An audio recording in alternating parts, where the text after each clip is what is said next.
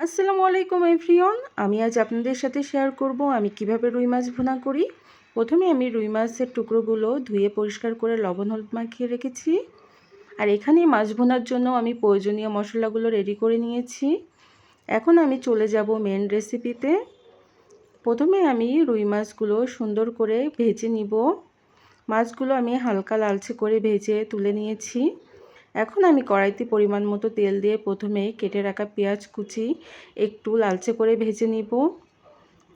এরপর এখানে আমি পেঁয়াজ বাটা আর রসুন বাটা দিয়ে দিলাম। এখানে মাছ ভুনাতে পেঁয়াজ বাটা আবার পেঁয়াজ কুচি দুটোই ব্যবহার করব। এখন আমি দিয়ে দিলাম আদা বাটা।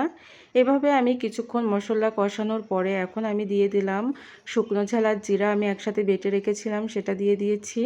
এভাবে কিছুক্ষণ কষানোর পরে ভেজে রাখা মাছের টুকরোগুলো আমি দিয়ে দিলাম। এবার আমি মশলার সাথে মাছগুলো সুন্দর করে কষিয়ে নিব। এই মাছ ভুনায় আমি খুব বেশি পানি ব্যবহার করব না, একটু একটু করে পানি দিয়ে আমি মাছগুলো সুন্দর করে কষিয়ে নিব। এভাবে মাছ ভুনা করলে খেতে অনেক মজা হয়। তো আমার রান্নাটা দেখুন হয়ে গেছে। ভালো লাগলে লাইক কমেন্ট শেয়ার করবেন।